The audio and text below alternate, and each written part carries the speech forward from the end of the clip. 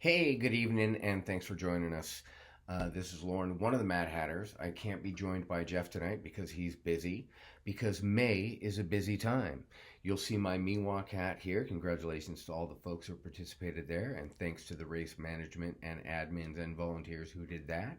But not only that, we even more recently had the Quicksilver Endurance Runs, a race near and dear to my heart because that's my club, Quicksilver Running Club, Jeff's club, Quicksilver Running Club, and also you probably know I'm the co-RD. We had a really great event with no major problems, no major issues. We had a warmer and more challenging year than perhaps most, but we were ready for it, and everybody did great. So, have to start with an amazing performance by Stephen Kuhl, who shattered the course record by about 20 plus minutes. Formerly owned by Chikara Omane, Stephen Kuhl won the race, the 100K, in a really staggering 8 hours 44 minutes. The rest of that podium was rounded out by Connor and Carl. And the women, in the women's race, Amanda won in 11:44, followed by Alyssa and Amber. There was no requirement that you have the first initial A. It just worked out that way on the women's podium. Past CRs are right around the 11-hour mark, so not a particularly fast year for the women. But again, it was quite a bit warmer than most years, maybe not than recent years.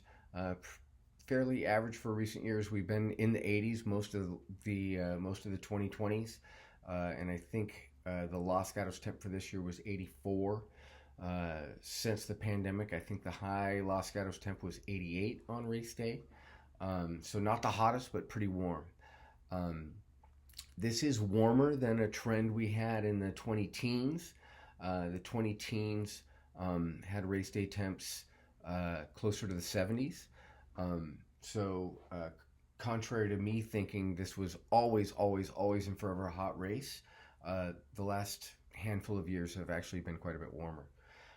At least in the previous decade. The last year I ran the race, for reference, was 2013. I think that race day temp was also 84 in Los Gatos. Anyways, so yeah, in the 50K, the women was the podium was Catherine, Lauren, not me, and Allie. With Catherine winning the race in 4:39. The previous CR, or the current CR, is 4:11. So great time by Catherine, but not a real risk to the CR. Catherine is somebody I get to know and run with all the time. She runs with one of the local clubs, Altitude Addicts, which is kind of a sub-club of a combination of Wolfpack and Quicksilver Running Club. So I was really happy to see Catherine do so well and win the race. For the men, it was Garrett, Patrick, and Nick. Garrett won the race in 4:01. Super close to coming in sub 4, which would have been really impressive in these conditions on this course. Patrick, who came in second, is kind of a friend of the race. He not only do I have a personal Patrick story where I was on a regular morning run, and somebody came up from behind me, and I was trying to figure out where they must have came from because there was no possible way, because I hadn't seen anybody else all morning. And then I realized that he had to have started his run like 10 miles and 2,000 feet of climbing that way and still caught me. Yet he tucked in to run the last half mile behind me so as to not totally demoralize me. I'll never forget him for that. But not only that, I believe I'm fairly certain he was part of a helicopter evacuation where he was quite a bit out in front, or certainly running on the podium in the Quicksilver 100K, and in a very hot year, was removed from the course via helicopter. So we're super happy that he's doing so well. But not only that he wasn't so tainted by the experience that he never came back. So Patrick, we appreciate you. Thanks for coming back. I also want to give some just personal shout outs. Varghese ran his first ever 50K and finished at Quicksilver. My dear friend Bradley, another altitude addict. He ran his first ever 100K and Western States qualifier. Uh, yeah, we had Mike Helms finish at Me Walk. Uh, yeah, we had a lot of great stuff going on. So, thanks everybody for tuning in. Hopefully, we'll have Jeff back soon. He'll keep me inside the guardrails so I don't ramble so much. But yeah, stay tuned for more organization and production, and we'll keep it interesting. Last final note: Western States is coming up. You guys know that it's that season.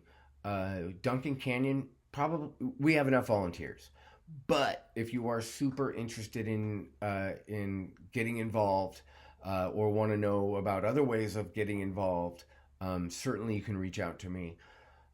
Also, the race this year proves it's going to be really, really exciting with a lot of big names on the entrance list. I'm particularly interested in David Roach because he has an affiliation with Quicksilver over the years. He's been really, really sweet to us, and obviously Walmsley and Killian. But there's other international talent that's going to make it really, really interesting. So we will be checking in with you folks about that, letting you know what we think about that. Anybody else local running that race that we're going to want to tell you about, and just kind of keep the hype up going with Western States. All right, you guys, that's everything for today. Let me know if you need anything in terms of questions and content.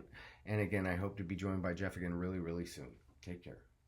I think this is where Jeff would tell me that we're supposed to have a tagline. I wasn't ready for that today.